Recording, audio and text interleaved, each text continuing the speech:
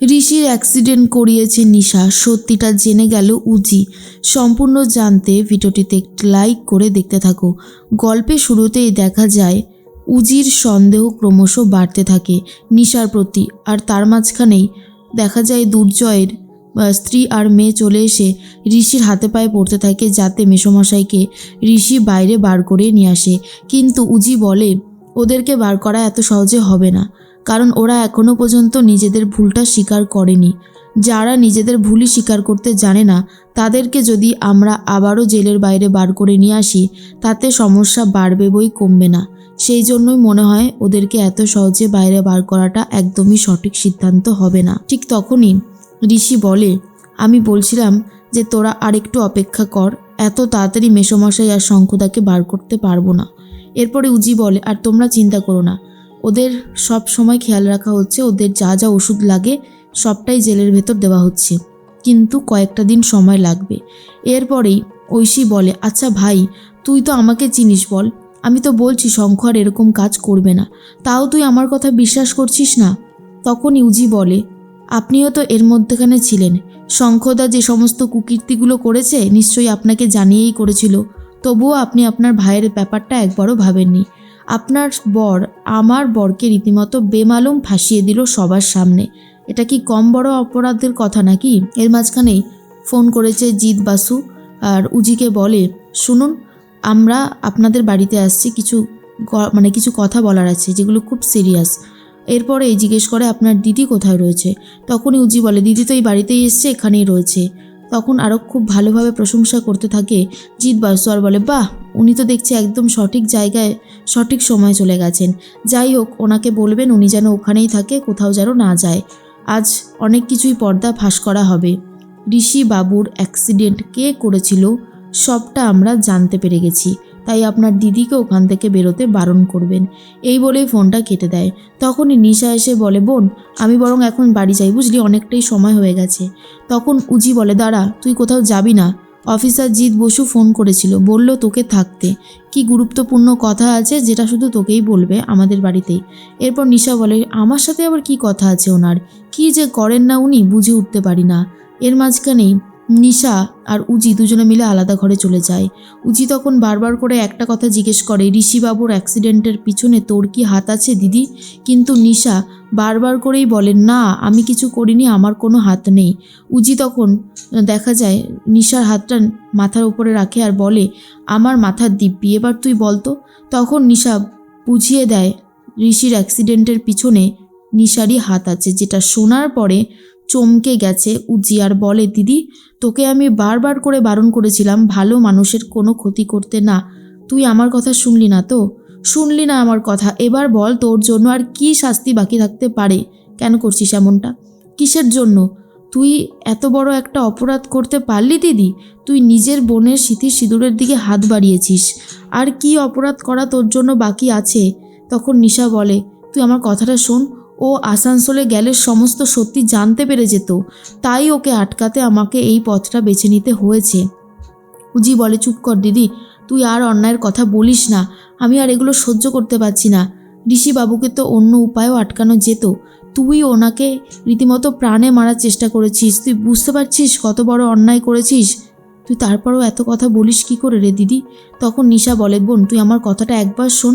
কিন্তু উজি কোনো কথা শুনতে চাই না আর বলে, অফিসার জিৎ বসু হয়তো সবটা জানতে পেরে গেছে আর সেই জন্য এই বাড়িতে আসছে।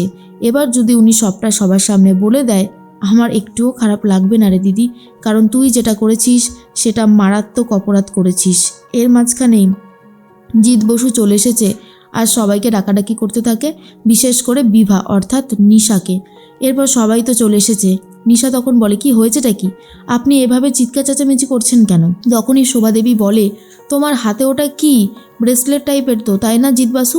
জিৎ তখন বলে, হ্যাঁ, আমরা সঠিকভাবেই তদন্ত করেছি আর অনেক কিছুই জানতে পেরেছি। ঋষিবাবুর গাড়ির পিছনে যে গাড়িটা ধাক্কা মেরেছিল সেই গাড়ির ড্রাইভারকে আর খালাসিকে আমরা অ্যারেস্ট করেছি, আর তার থেকে আমরা অনেক কথাই জানতে পারি।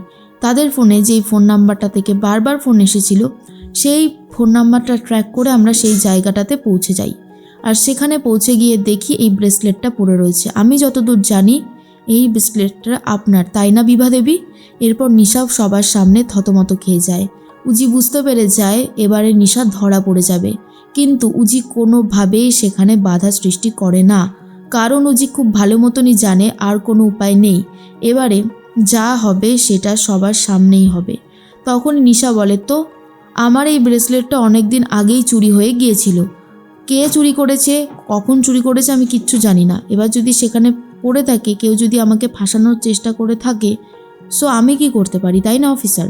জিৎ বসু বলে, আপনি যেটা হারিয়ে গেছে আপনি কি কোনো থানায় অভিযোগ জানিয়েছিলেন? এটা তো যথেষ্ট দামি একটা জিনিস, তাই না ম্যাডাম?